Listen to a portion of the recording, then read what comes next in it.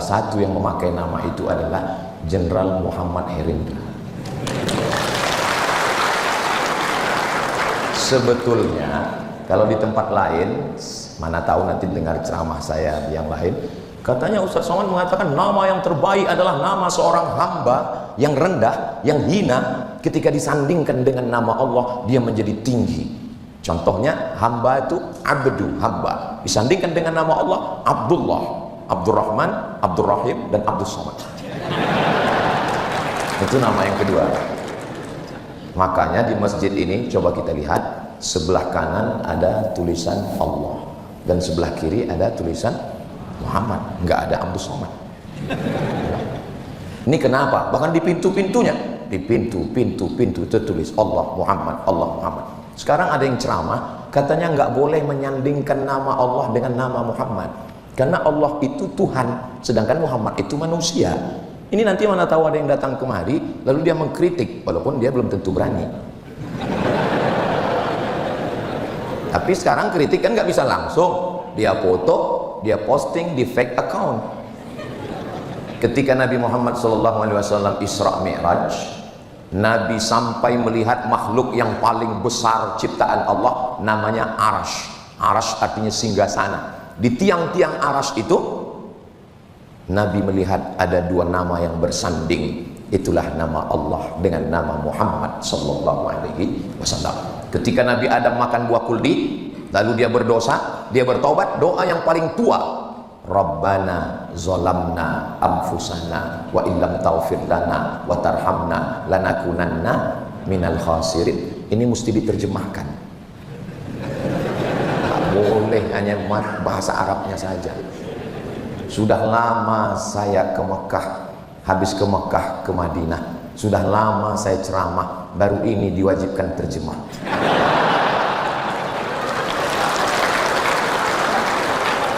Jangan hanya, kalau saya jenderal, doa pun saya terjemahkan. Kenapa?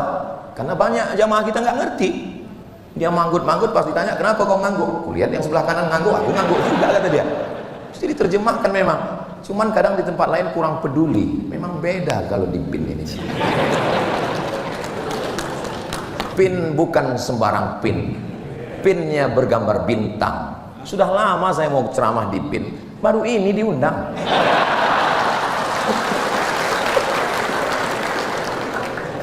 Sampai mana tadi ceramah? Nabi Adam berdosa, minta ampun sama Allah, Rabbana zalamna, ya Tuhan kami, kami sudah menganiaya diri kami. Wa illam taufir lana, kalau engkau tidak mengampuni kami, wa tarhamna, kalau kau tidak mengasihi kami, lanakunanna minal khasirin, kami termasuk orang yang rugi. Kenapa dia bilang kami? Karena dia berdoa dengan istrinya. Maka ibu, kalau suami berdoa, dengarkan baik-baik. Kadang ada suami ini doanya untuk diri dia saja.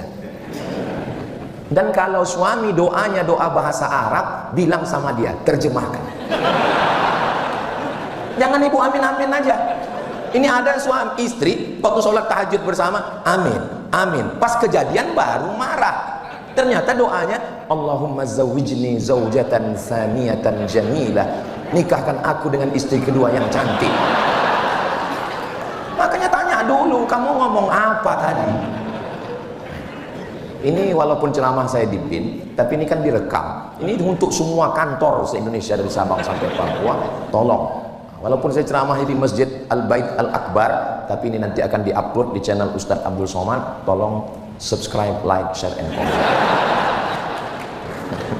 Nah, maka ketika Nabi Adam setelah berdoa Rabbana zalamna anfusana wa illam taghfir lana wa tarhamna lanakunanna minal khasirin, Nabi Adam melihat ada nama yang bersanding dengan nama Allah di tiang Arash. Lalu dia berkata, Allahumma inni atawassalu ilaika bihaqqi Muhammad, aku memohon kepadamu berkat nama Muhammad sallallahu alaihi wasallam, ampunkan dosaku. Allah bertanya, Allah nanya bukan karena Allah nggak tahu, Allah maha tahu, tapi Allah mau kasih tahu pada siapa yang tidak tahu. Nama siapa yang kau sebut tadi? Nama Muhammad. Dari mana kau tahu Muhammad? Karena ketika engkau ciptakan aku, rafa'tu ra'si, ku angkat kepalaku, dan aku lihat di tiang Arash ada tertulis nama yang bersanding dengan namamu. Itulah dia nama Muhammad sallallahu alaihi wasallam. Mudah-mudahan yang belum ada anak nanti punya anak dikasih nama anaknya Muhammad. Terserah mau tambahan belakangnya nggak apa-apa, karena itu adalah simbol kita. Ini kadang buat nama anak sama siapa? Camry Pak Ustaz. Itu kan merek mobil. Kebetulan lahirnya 17 Agustus Pak Ustaz. Terus apa hubungannya? Camry itu maksudnya kemerdekaan Republik Indonesia. Bagus, cinta NKRI, tapi tolong di pangkalnya tulis Muhammad Camry. Cantik namanya. Begitu. Ini kadang banyak orang sekarang buat nama anak ini cocokologi. Nama suami Sulaiman, nama istri Toyibah, lahir anak Letoy. Mohon maaf Pak, silakan jangan tersebut.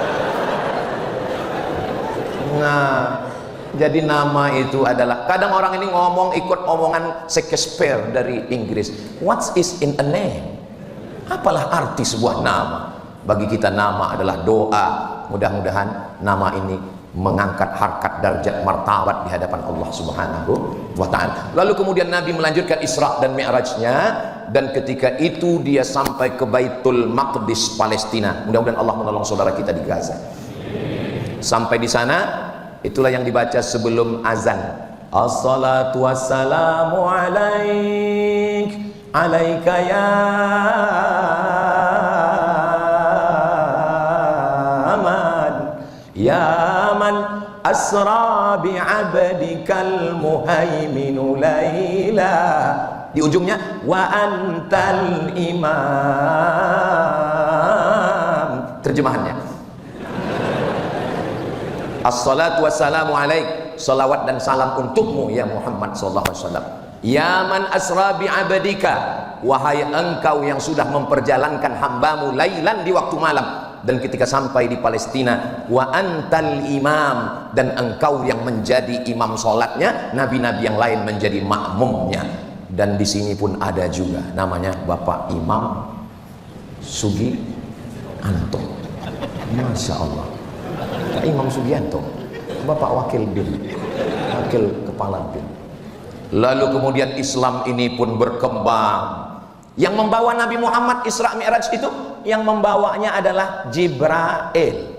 El artinya Tuhan, Jibr artinya kekuatan, Jibrail kekuatan Tuhan, Jibrail atau Jibril. El itu artinya Tuhan. Kalau Israel Pak Ustaz, Izra artinya pertolongan, El Tuhan, Israel pertolongan Tuhan, pakai ain, Israel, karena dia tidak mau disalahkan. Makanya nggak ada orang ketika ditanya kenapa bapakmu meninggal dicabut Israel, nggak ada. Kenapa si anu meninggal? Stroke. Kenapa si anu meninggal? Mencret. Karena dia ditolong oleh Tuhan, ditolong Allah sehingga dia mampu mencabut nyawa itu. Israel. Kalau Israel Pak Ustaz, Isra artinya hamba, El artinya Tuhan. Israel hamba Tuhan. Terjemahan Arabnya Abdullah, Abdurrahman, Abdul Somad. Tapi jangan setelah ini panggil saya Israel. Jadi El bahasa Ibrani, Hebrew language artinya Tuhan. Kalau Rafael,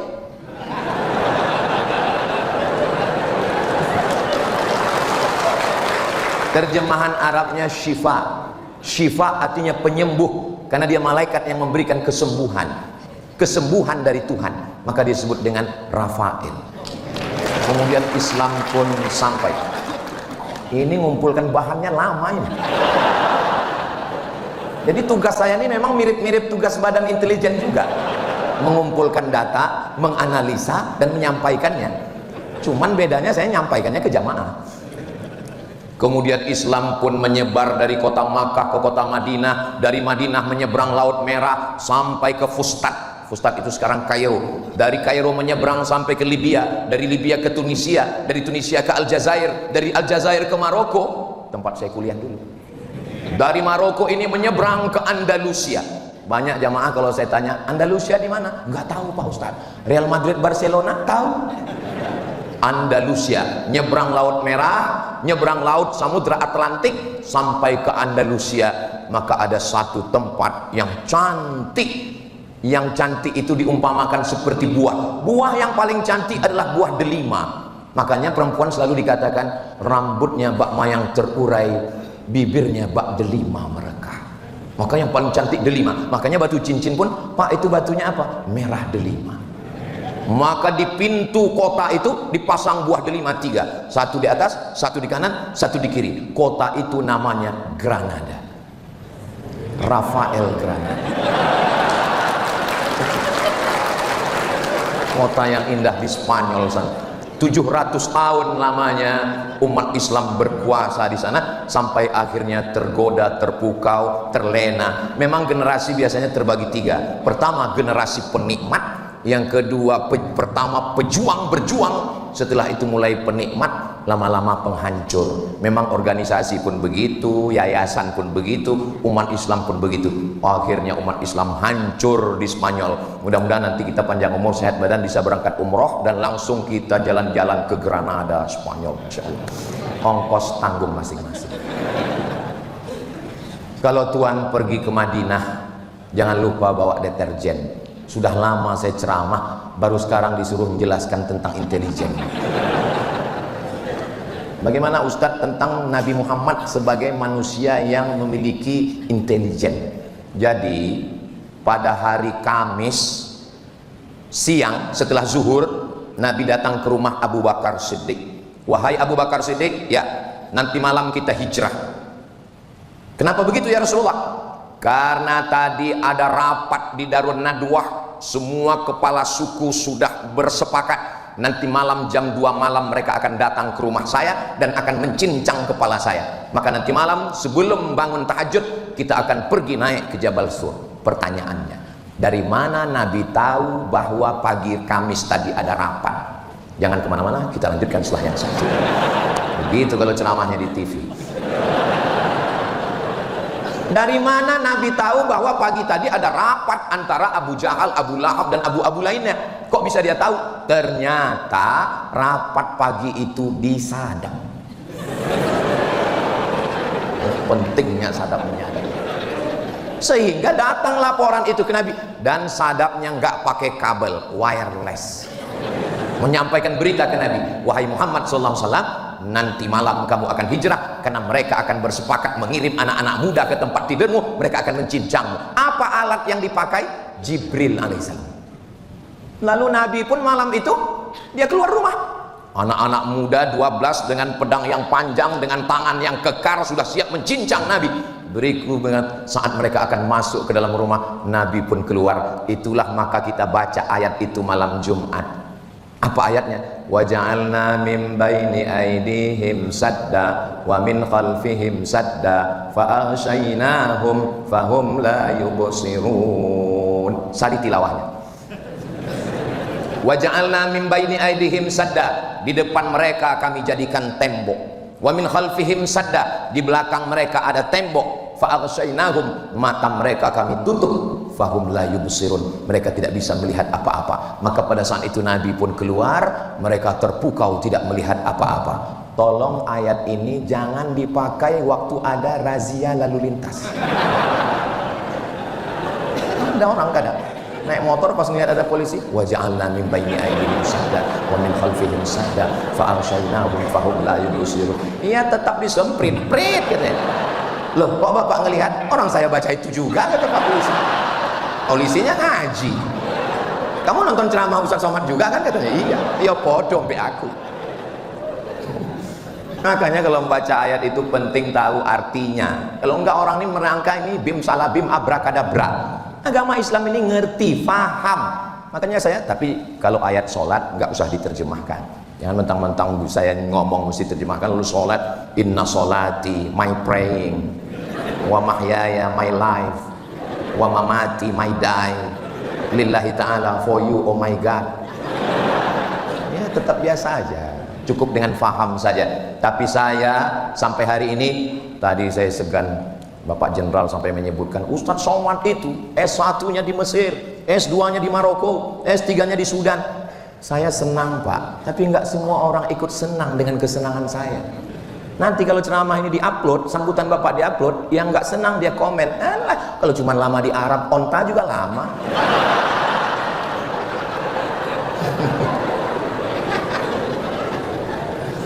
Nah, jadi Nabi Muhammad SAW kemudian naik ke atas Jabal Thur, dan dia di sana selama 3 malam. Tadi hari Kamis, malam Jumat, malam Sabtu, malam Ahad, 3 malam. Ngapain dia 3 malam di atas? Dia berstrategi, nunggu. Karena ini hiruk pikuk. Dari mana dia tahu bagaimana perkembangan informasi yang ada di kota Makkah waktu itu? Ada yang mengejar, ada yang membunuh, ada yang mencari, ada yang memeriksa, ada yang interogasi, macam-macam. Diutus seorang laki-laki, namanya Abdullah, nama ayahnya Abu Bakar, nama kakeknya Abu Quhafah, Abdullah bin Abi Bakar bin Abi Quhafah. Malamnya tidur di atas, siangnya keliling mendengarkan informasi apa yang terjadi. Walaupun dia tidak terdaftar di kantor BIN. Dia sedang mendengarkan apa yang terjadi. Hati-hati, dinding dan tiang bisa bertelinga. Dia siang pura-pura nggak tahu, tapi malam dia naik ke atas cerita situasi begini ya Rasulullah, jangan turun dulu. Padahal kalau kita mau, ini nggak perlu pakai ini, kan selesai. Ada Jibril, ada Mikail, ada Israfil, ada Israel, ada Munkar, ada Nakir. Innama amruhu idza arada syai'an ayaqula lahu kun fayakun. Tapi kenapa ceritanya mesti nginap dulu 3 malam di atas, mesti ada yang dengar berita? Nabi mau ngajarkan kita hidup ini berstrategi dan mesti ada intelijen. Nggak boleh. Makanya tadi kalau Pak Jenderal mengatakan ini mesti ada pakai peci merah, jangan Pak Jenderal, nanti ketahuan. Cukup peci hitam saja, tapi singletnya merah. Karena ini bukan Polri, ini kita sedang bawah tanah ini. Kok malah saya yang jadi guru jenderal pula? Saudara yang dimuliakan Allah, bayangan saya, ini bayangan saya ya Bu ya, sebelum ceramah tadi, ini nanti ceramah di BIN ini pasti bawaannya macam khutbah Jumat ini nanti. Ternyata Masya Allah, itu tergantung bagaimana pimpinannya nyambut kita. Ini kan sebelum kesini kami sudah ngobrol dulu tadi. Jadi saya sengaja dibawa oleh jenderal bicara nyantai, ketawa. Saya tahu beliau kan melihat saya ini jangan-jangan Ustaz Somad lagi grogi, maka beliau ajak dulu ngobrol nyantai. Coba tiba-tiba sampai ke masjid, kita nggak ngobrol, nggak tahu situasi, nggak tahu berita, tiba-tiba saya disuruh aja ceramah. Pas dilihat ke depan menakutkan. Misalnya, kalau di sini terus terang saya merasa aman, nyaman, adem. Kenapa adem? AC-nya bagus. Saudara yang dimuliakan Allah Subhanahu wa taala. Lalu kemudian bagaimana kalau ada musuh yang naik ke atas? Ada satu orang laki-laki yang pura-pura, kalau bahasa di kampung kami ngangon. Pernah dengar ngangon? Bawa kambing, sampean Arab lu ngonang di Arab ngangon kambing, wedus. Ini bawa kambing supaya apa? Pura-pura ngangon kambing di bawah Jabal Sur. Supaya apa? Nanti kalau ada musuh tiba-tiba naik ke atas, kasih kode, jangan sampai naik ke atas. Begitu strategi Nabi SAW. Hari Jumat, malam Sabtu, malam Ahad, setelah 3 malam barulah mereka melanjutkan perjalanan. Dan ketika perjalanan itu dilanjutkan, penunjuk jalannya, gaetnya bukan Abu Bakar, bukan Umar, bukan Utsman, bukan Ali, bukan Abu Hurairah, bukan Usamah bin Zaid, bukan Zaid bin Sabit, bukan Ubay bin Ka'ab. Siapa penunjuk jalannya? Penunjuk jalannya adalah Ibnu Uraiqid, non muslim. Untuk apa dipakai dia? Supaya nanti waktu berjalan orang lihat. Siapa itu? Ibnu Uraiqid. Jalan. Tapi kalau penunjuk jalannya Abu Bakar, Umar, langsung ketahuan. Pasti rombongan Muhammad SAW kan? Itu makanya tadi saya larang, jangan pakai peci merah. Pakai peci merah ini berat, biar aku aja. Saudara yang dimuliakan Allah Subhanahu wa taala, akhirnya mereka pun melanjutkan perjalanan. Sampailah 8 hari 8 malam. Berangkat hari Ahad malam Senin, Selasa, Rabu, Kamis, Jumat, Sabtu, Ahad, Senin, sampai mereka di Quba. Lalu kemudian 4 malam lagi di Quba, malam Selasa, malam Rabu, malam Kamis, malam Jumat, sampailah mereka di Madinah. Itulah yang selalu kita lantunkan. Tala'al badru alaina min saniyatil wada' wajaba syukru alaina mada'a lillahi da ayyuhal mab'utsu fina ji'ta bil amril muta' ji'ta syarraftal madinah marhaban ya khairada. Tala'al badru alaina, sudah terbit bulan purnama di atas kami. Kenapa Nabi Muhammad itu dikatakan bulan purnama? Karena jahiliyah yang gelap terbit bulan purnama. Badar itu artinya bulan purnama. Sudah jadi nama orang Indonesia Badarudin. Yang perempuan Badriyah. Telepon nggak diangkat, WhatsApp nggak dijawab. Tola'al badru. Makanya kadang kalau Ustaz Somad datang ceramah, lalu jamaah nyambut. Tola'al badru itu artinya terang benderang seperti bulan purnama. Karena memang Nabi itu seperti bulan purnama, dan Nabi itu wajahnya putih berseri. Tiba-tiba Ustaz Somad disambut. Tola'al. Pas muncul, ireng. Sekarang Pak Ustadz kan ada skincare, wajah bisa berkilau. Ya lihat harganya dulu. Ada yang muka putih, leher hitam.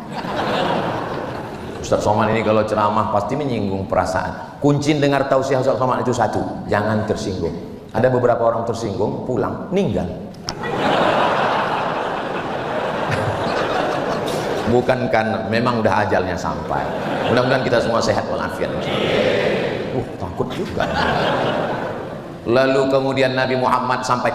Kenapa Nabi sampai itu disambut tola al-badru alaina? Karena sebelum Nabi sampai ke sana, Nabi sudah kirim sahabatnya dulu. Siapa namanya? Mus'ab ibnu Umair, Sa'ad bin Zararah. Mereka ke Madinah dulu, nyari pengikut dulu, yang baiat Aqabah selama 2 kali musim haji.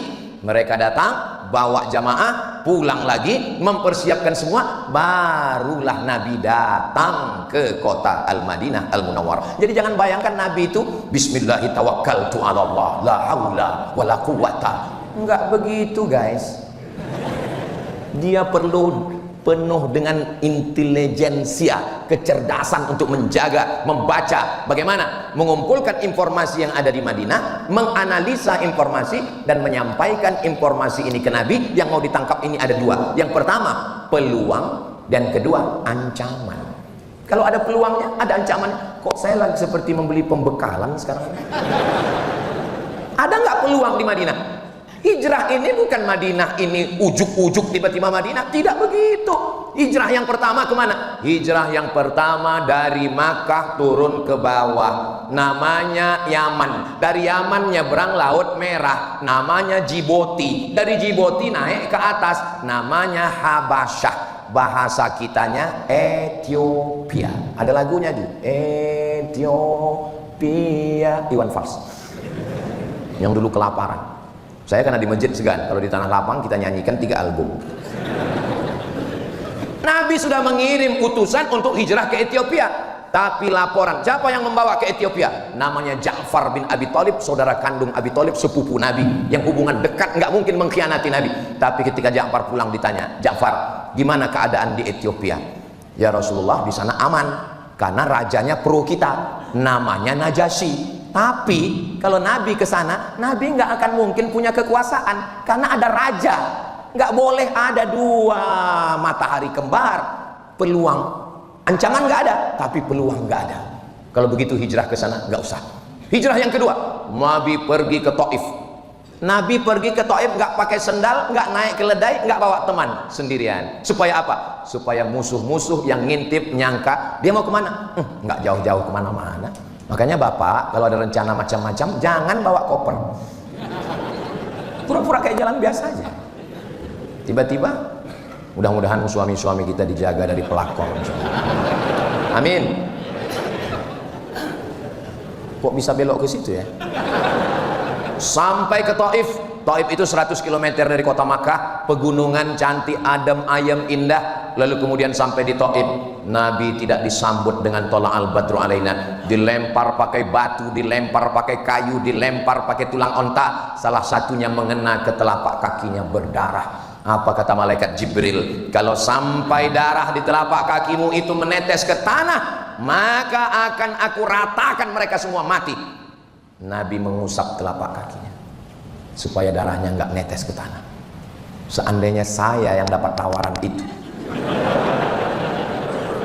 wahai Abdul Somad, seandainya darah kakimu menetes ke tanah, ku matikan semua haters-hatersmu dan buzzer-buzzer yang mengejekmu.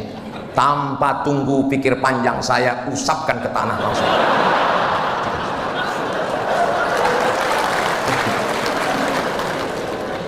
Tapi insya Allah nggak perlu malaikat Jibril untuk mengatasi hater saya ini. Ceramah sekali di bin ini selesai.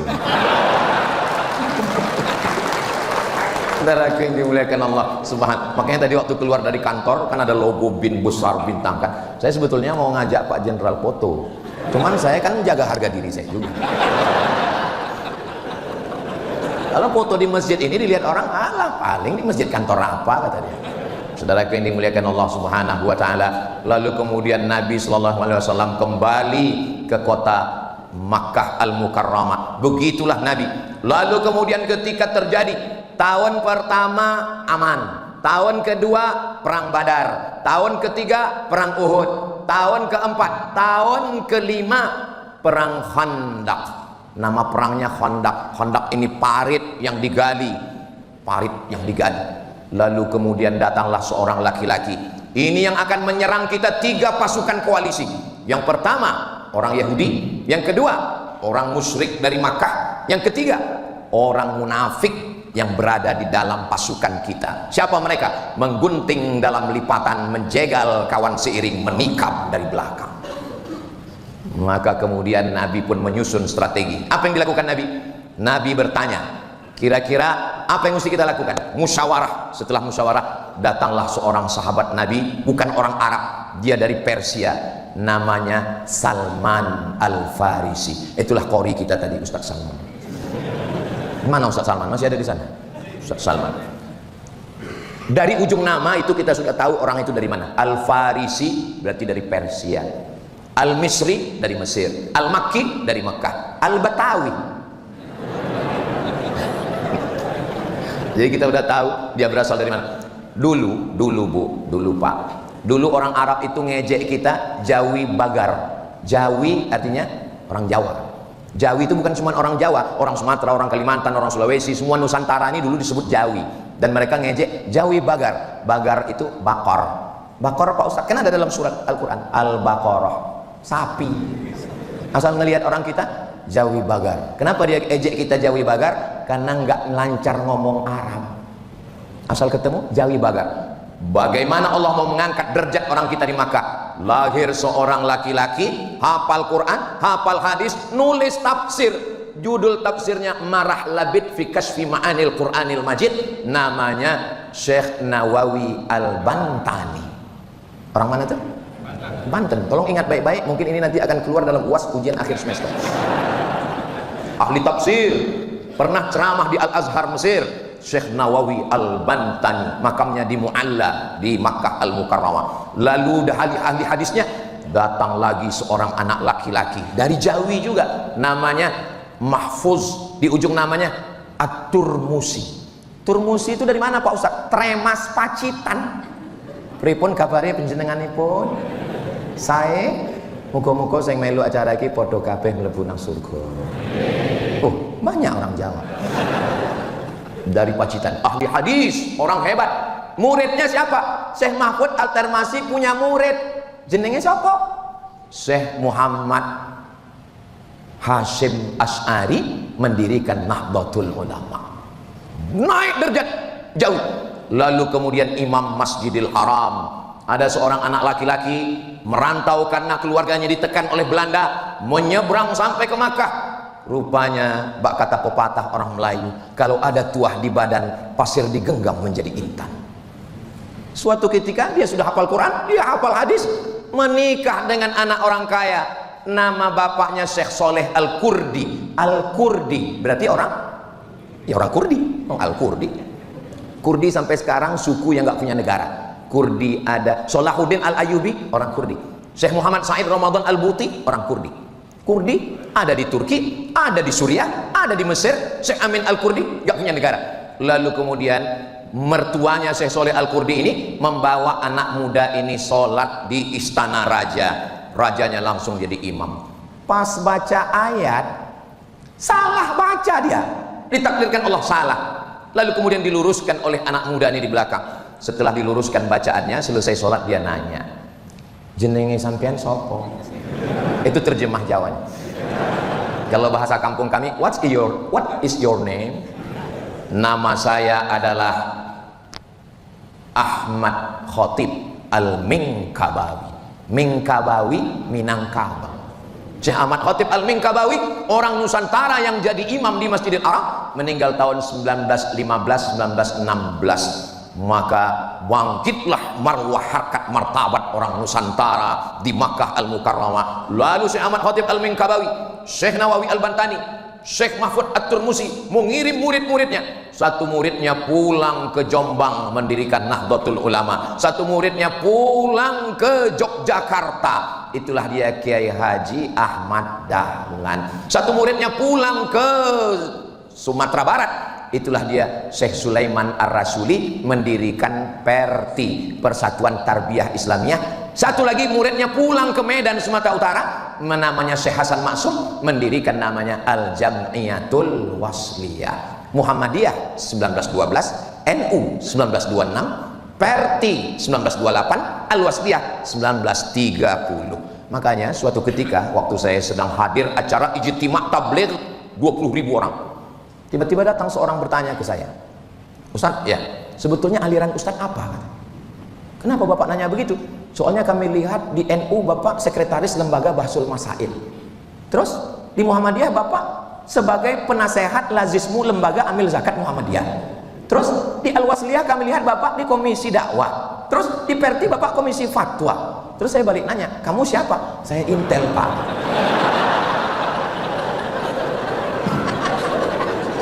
Lalu saya jelaskan bahwa Muhammadiyah, NU, PERTI, Al-Wasliyah ini adalah organisasi keagamaan yang disusun oleh ulama Nusantara untuk ngelawan Belanda. Jadi kalau ada orang ormasnya banyak, itu namanya mazhab ukhuwah, bersaudara, selama masih la ilaha illallah Muhammadur Rasulullah. Alhamdulillah sampai hari ini hubungan kami masih tetap akrab. Jadi nggak masa tersinggung dengan ceramah Ustaz. Orang saya nggak udah nyebut nama nggak boleh disebut, menjaga kode etik jurnalistik. Nah, jadi kalau dipahami seperti itu, dulu kan kelahi ini antar mazhab ini Pak Ustadz, yang Muhammadiyah subuhnya nggak pakai kunut, yang NU pakai kunut, lalu berantem anak mudanya sampai belaga dalil. Alhamdulillah Ustadz, sekarang sudah nggak berantem lagi. Kenapa? Karena sama-sama nggak sholat subuh. Saudara yang dimuliakan Allah Subhanahu wa Ta'ala, kembali ke Maulid Nabi Muhammad sallallahu alaihi wasallam, menceritakan Nabi Muhammad dalam 60 menit.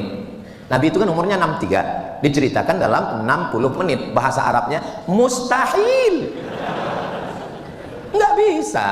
Saya hanya menyampaikan sekelumit 0, sekian persen. Terus kalau kami mau tahu lengkapnya Nabi Muhammad itu gimana Pak Ustadz? Kitab yang paling rendah namanya Ar-Rahiq Al-Maktum, ditulis oleh orang India. Pemenang lomba nulis cerita tentang Nabi Muhammad diikuti lebih dari 50 negara. Pemenang juara satunya bukan Mesir, Al-Azhar. Pemenang juara satunya India. Ini sekarang anak kita kalau ditanya, apa yang kau tahu tentang India? Apa yang kau tentang India? Padahal India ulama-ulama besar yang luar biasa. Apa judulnya Pak Ustadz? Ar-Rahiq Al-Maktum. Sudah diterjemahkan ke bahasa Indonesia. Bagus. Saya ada di rumah. Kemarin saya beli. Pas ada waktu kosong baca. Saya nggak mau gara-gara ini lalu semua pegawai besok sibuk baca. Pas ditanya, gimana laporan tentang Indonesia hari ini? Kami lagi baca buku Pak. Kalau ada waktu kosong pulang ke rumah baca. Andai tidak terbaca pun insya Allah kita sudah mewariskan sejarah kepada anak kita. Nanti ketika kita sudah mati, anak kita buka-buka lemari mau merapikan, dia lihat ada buku, nangis dia ngelihat buku itu. Mama, kenapa dia nangis? Plastiknya belum dibuka.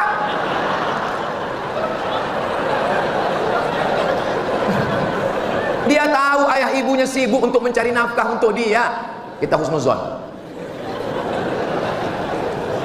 Ustadz, saya kalau Ar-Rahiq Al-Maktum sudah baca, saya mau yang tingkat tinggi Pak Ustadz. Ditulis oleh cendekiawan non muslim. Namanya siapa? Namanya adalah Karen Armstrong. Karen Armstrong seorang biarawati perempuan lalu kemudian dia menjadi penulis buku. Dialah yang menulis buku History of God, sejarah Tuhan. Habis itu dia tulis History of Prophet Muhammad, peace be upon him, Muhammad sallallahu alaihi wasallam. Kalau yang nulis kehebatan Nabi Muhammad orang Islam, ya biasa aja. Tapi ini bukan Islam. Dia mengungkapkan bagaimana akhlak Nabi Muhammad sallallahu alaihi wasallam. 100 tokoh dunia yang nulis, namanya Michael H. Hart. Judul bukunya 100 Ranking Influential Person in History. Ternyata kalau kita habis sarapan nasi uduk ini lancar bahasa Inggris. 100 ranking dunia. Nabi Musa ada, Jesus Christ ada, Siddhartha Gautama ada, Abraham Lincoln ada, tapi yang dia buat nomor 1 adalah Muhammad sallallahu alaihi wasallam. Buku-buku ini sudah diterjemahkan ke dalam bahasa Indonesia, maka tinggal kita baca. Diadakan bedah buku ini untuk mengenal. Jangan sampai anak kita nanya, mama, Nabi Muhammad itu siapa? Ayahnya Abdullah, emaknya Aminah, lahir tahun gajah. Jangan tanya-tanya lagi. Banyak tanya, itu orang Yahudi. Jelaskanlah tentang Nabi kita. Kalau kita tidak jelaskan tentang Nabi kita, nanti anak kita lebih kenal Ipin Upin daripada Hasan dan Husain. Nanti anak kita lebih kenal. Tapi saya nggak bisa juga ngejek, karena anak saya pun di rumah itu kalau dia lagi suruh sholat ya Sami, sholat, nggak mau sholat. Tapi kalau udah saya gelar sajadah, lalu di belakangnya saya susun Naruto, Spiderman, Hulk. Ah, sudah, makmum udah siap, maju semangat ya imam. Ada. Terus dia nanya, mereka ini Pak udah mualaf semua saya. Ya kita dengan bahasa anak-anak. Jadi jangan ibu sangka, jangan bapak sangka karena saya ini ustadz, lalu saya ngomong dengan anak dengan bahasa ustadz. Ya nggak begitu. Nggak biasa saya pulang. Saya ceramah ini cuman Jumat, Sabtu, Ahad, Senin. Kalau Selasa, Rabu, Kamis, saya di rumah sebagai seorang ayah. Saya gendong anak saya. Kalau dia pipis, saya ganti pempesnya. Kalau dia saya berpikir sekali lagi. Gitu. Jangan bayangkan, oh Ustadz Somad ini kan Ustadz. Lalu kalau saya pulang ke rumah, anak istri saya tunjuk, ya ayyuhalladzina amanu. Enggak begitu juga kali. Nah, jadi bersikaplah. Memang di sini ibu adalah ASN, pegawai hebat. Derajatnya tinggi, kerja di mana? Badan Intelijen Negara. Tapi kalau sudah pulang ke rumah, katakan ke suami, memang aku ini Badan Intelijen Negara, tapi di rumah ini kau adalah imamku sayang. Begitu. Jangan, saya ini sebetulnya mewakili suara laki-laki yang teraniaya. Ada ya satu fakta yang mau saya sampaikan, boleh? Kalau suami itu merasa dirinya tidak punya apa-apa, tidak berdaya, itu berpengaruh pada psikologisnya. Akhirnya dia merasa down. Dan puncak dari tekanan psikologis, nanti pistol airnya tidak meletus. Saya malu mengucapkan ini di depan bapak-bapak jenderal. Tapi saya mau rumah tangga kita tetap baik. Walaupun profesor doktor, walaupun dokter spesialis, walaupun uangnya banyak, maka katakanlah pulang nanti, you are my hero. Begitu. Tapi kalau ibu, kakak-kakak lalu mengatakan, aku pegawai, aku orang Badan Intelijen Negara, kalau kamu macam-macam, semua yang ada di WhatsAppmu sudah ada di sini. Dia langsung meninggal. Maka jangan heran kalau ada laki-laki itu diam aja. Memang laki-laki nggak berkata-kata, langsung meninggal.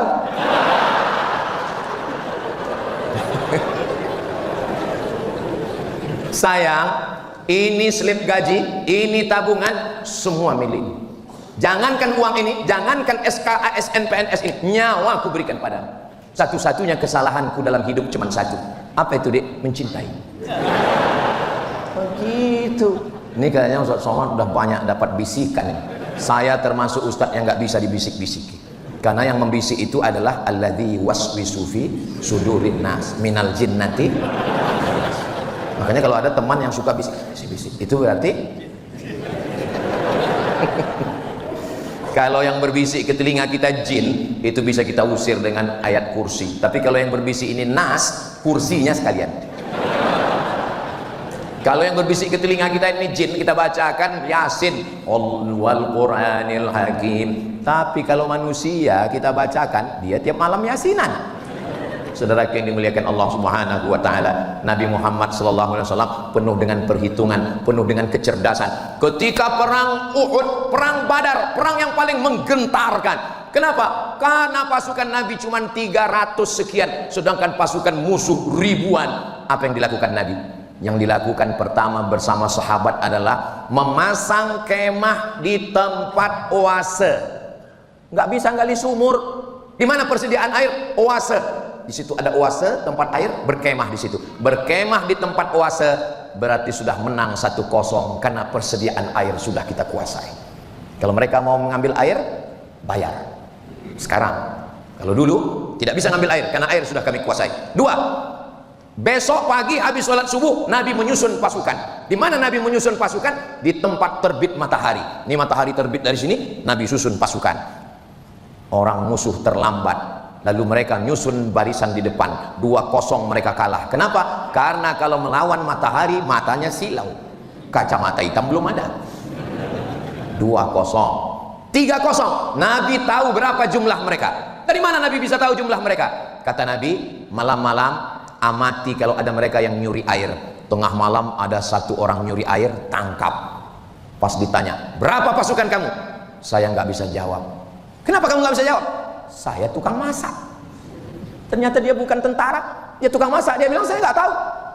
Kamu masak satu hari berapa ekor kambing, berapa ekor lembu, berapa ekor unta? Dia sebutkan, saya masak kambingnya sekian, lembunya sekian, untanya sekian. Nabi langsung mikir, kalau kambingnya sekian, lembunya sekian, untanya sekian, berarti pasukannya sekian, kita siap menghadapinya. Jangan menghadapi musuh dengan mata yang rabun.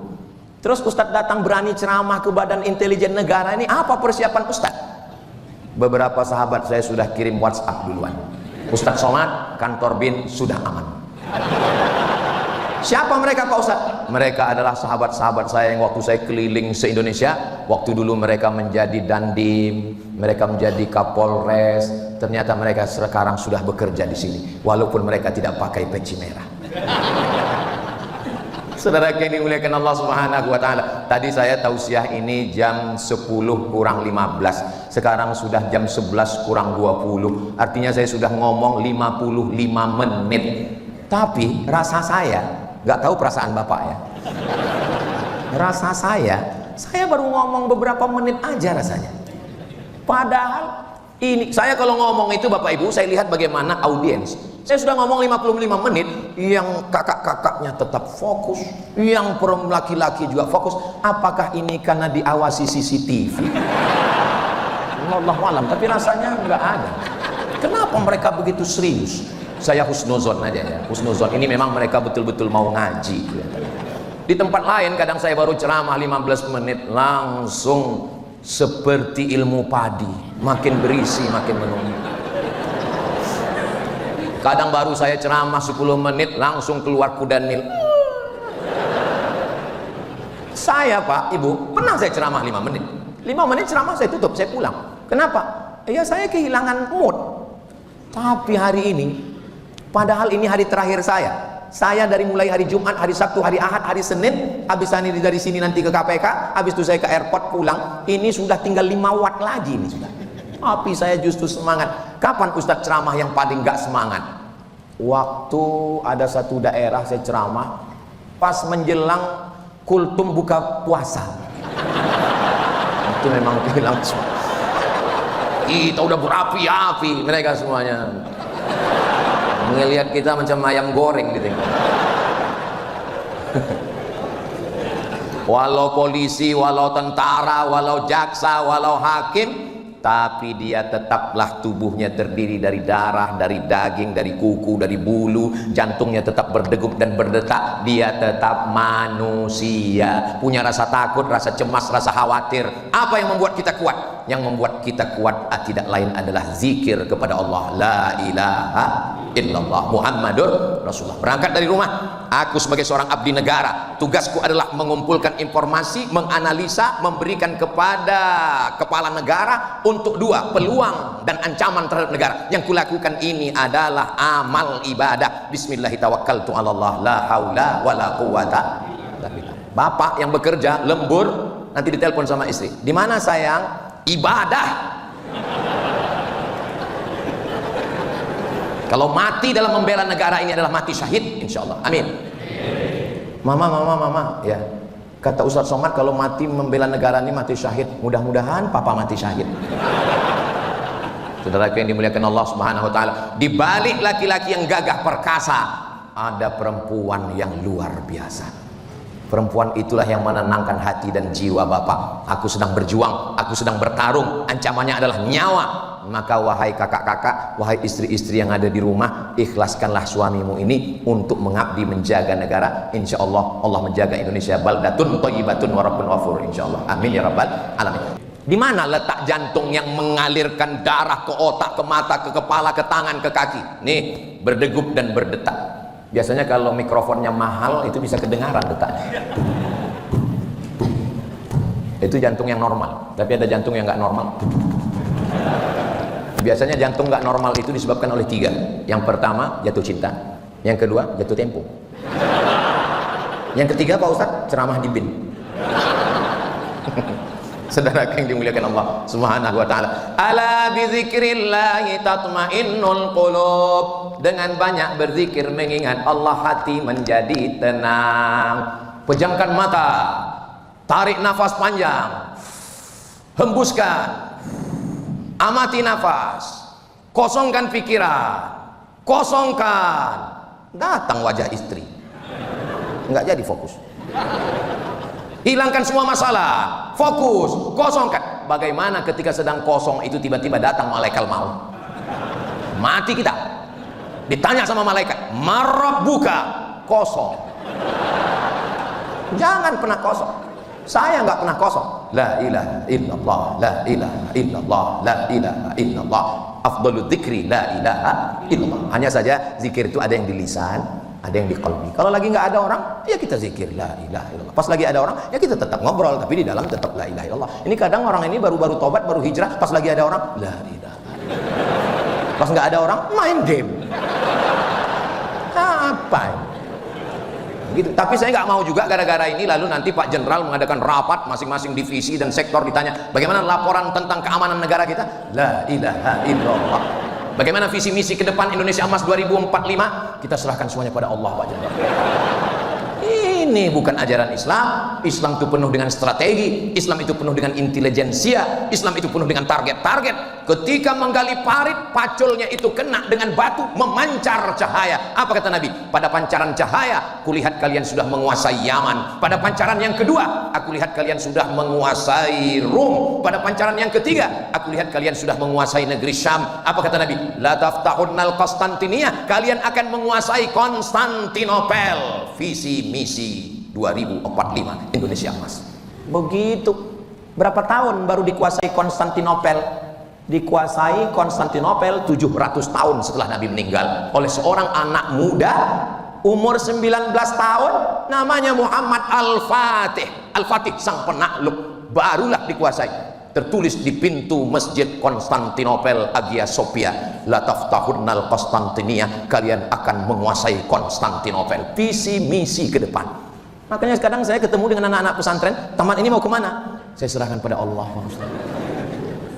Datang 10 anak pesantren ke rumah, gurunya ngomong, tolong Ustadz berikan pembekalan mereka. Saya tanya satu-satu, kau mau kemana?